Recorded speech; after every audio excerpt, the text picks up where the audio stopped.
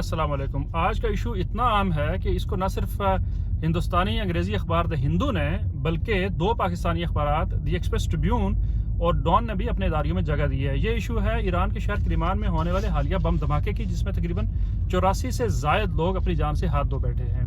تو یہ دھماکہ کہاں پر ہوا؟ یہ دھماکہ بنیادی طور پر جنرل قاسم سلیمانی کے مزار پر ہوا۔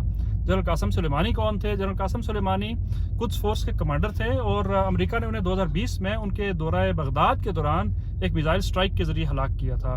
قاسم سلیمانی جو ہیں وہ اسلامی پاسداران انقلاب کے کمانڈر تھے اور ان کے اوورسیز آپریشن کے انچارج بھی تھے۔ انہیں ایران میں کلٹ سٹیٹس بھی حاصل تھا اور ابھی بھی ہے۔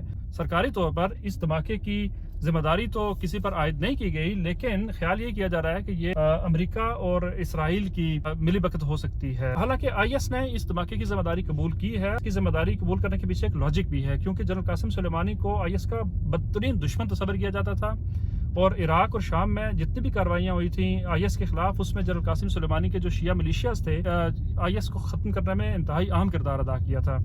اسی وجہ سے جنرل قاسم سلیمانی کو آئی ایس ایک نظر نہیں بھاتی تھی۔ نتیجے میں آئی ایس اپنی خلافت سے تو محروم ہو گیا تھا، لیکن ایز اے ٹیررسٹ گروپ نہ صرف اس نے سروائیو کیا بلکہ ابھی تک وہ شام، عراق اور افغانستان میں اپنی کارروائیاں کر رہا ہے۔ اچھا، اس حملے کے نتائج کیا ہیں؟ اس حملے کے نتائج یہ ہیں کہ اس وقت مغربی ایشیا میں کشیدگی بڑھ رہی ہے، مڈل ایسٹ میں بھی یعنی وسطی ایشیا میں بھی کشیدگی بڑھ رہی ہے۔ بیروت میں حماس کے ایک اور لیڈر کو قتل کر دیا گیا ہے اور یہ ڈرون حملے میں قتل کیا گیا ہے، اور اس کی ذمہ داری حزب اللہ نے اسرائیل پر لگائی ہے۔ حزب اللہ نے یہ بھی کہا ہے کہ وہ حماس کے اس لیڈر کے قتل کا بدلہ بھی لیں گے۔ اسرائیل پہلے ہی ادھر 22,000 فلسطینیوں کو قتل کر چکا ہے، اس میں خواتین اور بچے بھی شامل ہیں۔ یورپ اور باقی دنیا کے پریشر کے باوجود اسرائیل باز نہیں آ رہا۔ اس سے مغربی ایشیا میں ظاہر ہے کہ کشیدگی میں مزید اضافہ بھی ہو رہا ہے۔ بیرا ایمر میں ہم یہ دیکھتے ہیں کہ نومبر سے لے کر اب تک ایرانی بیکڈ حوثیز جو ہیں، کہا یہ جا رہا ہے کہ وہ یمن سے مسلسل میزائل داغے جا رہے ہیں ان تجارتی راستوں پر اور گزرگاہوں پر اور ان جہازوں پر عالمی تجارت کی راہداری ہے۔ اسی طرح ہم یہ دیکھتے ہیں کہ ایرانی مدد سے شام اور عراق میں شیعہ گروپس امریکی ٹھکانوں کو اور ان کو حملوں کا نشانہ بھی بنا رہے ہیں۔ اب آگے کیا ہونے جا رہا ہے؟ اسرائیل اور حماس کی جنگ اس وقت محض اسرائیل اور حماس کی جنگ نہیں رہی، بلکہ یہ اسکیلیٹ ہو رہی ہے، یہ بڑھ رہی ہے، اور اس میں باقی جو ایکٹرز ہیں وہ بھی آہستہ آہستہ اپنا رول پلے کر رہے ہیں۔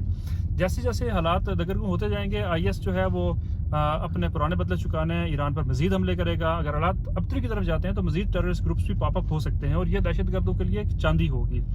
ایران کو کیا کرنا چاہیے؟ یہ بڑا اہم سوال ہے۔ ایران کو اس وقت اشتعال انگیزی کا شکار ہوئے بغیر اس صورتحال سے نکلنے کی کوشش کرنی چاہیے، اور مزید برآں انہیں اپنی داخلی سیکیورٹی کو مزید مضبوط بنانا چاہیے۔ ایران اس سے پہلے بھی 1979 میں ایک ایسے ہی ٹیررسٹ حملے کا یا دہشت گردانہ حملے کا شکار ہوا تھا۔ اس وقت ان کے 72 لا میکرز یا قانون ساز اپنی جان سے ہاتھ دھو بیٹھے تھے، اور اس وقت سید علی خمینی اس وقت کے سپریم لیڈر تھے، وہ انتہائی زخمی ہو گئے تھے۔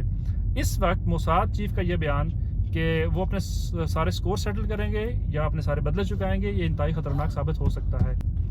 اگر ایران اور حزب اللہ اس وقت اسرائیل کو کوئی جواب دیتے ہیں کسی طرح کا، تو اسرائیل 7 اکتوبر کی طرح دوبارہ سے مظلومیت کا رونا شروع کر دے گا یا وہ وکٹم کارڈ کھیلنا شروع کر دے گا۔ عقل کا تقاضا تو یہی ہے کہ اس وقت امریکہ، اسرائیل، ایران اور لبنان کو ہوش کے ناخن لینے چاہیے، صورتحال کو ڈی ایسکیلیٹ کرنے کی کوشش کرنی چاہیے۔ لگتا یہ ہے کہ جب تک بنجمن نیتن یاہو کے لیے داخلی محاذ پر چیلنجز کم نہیں ہوں گے اور ان کی داخلی سیاسی صورتحال بہتر نہیں ہوگی ان کے لیے، اس وقت تک خارجی محاذ پر وہ جنگ جاری رکھیں گے۔